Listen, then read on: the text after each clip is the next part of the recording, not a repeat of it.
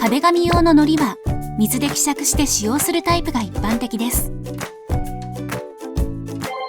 今回はプロ向けの大量に作る方法をご紹介します。まず箱を開封してみましょう。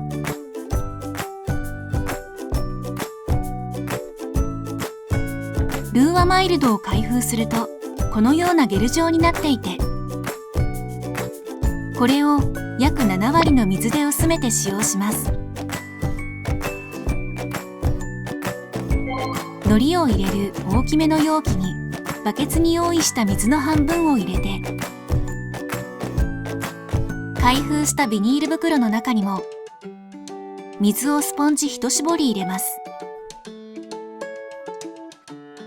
箱を足で挟んで押さえながら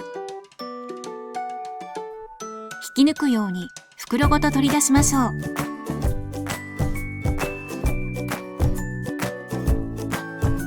袋の口を絞って持ち、ぐるぐる回すことによって袋と糊の間に水が入って取り出しやすくなります。半分の水を入れた容器に糊を入れましょう。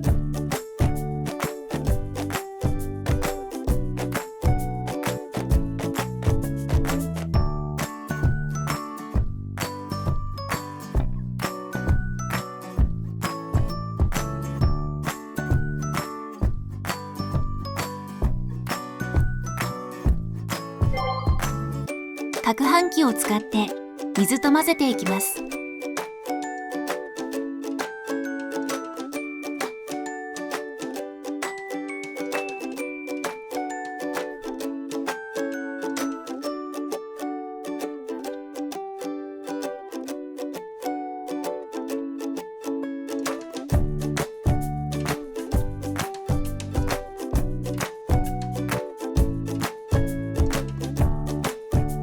ある程度まで混ざったら残りの水を入れます。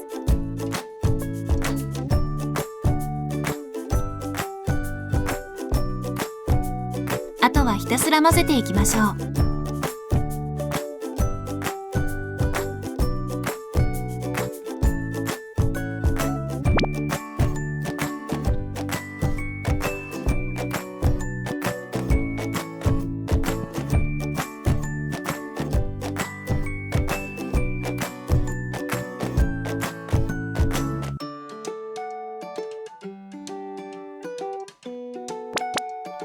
ダマがなくなって糊の粘土が均質になったら出来上がりです。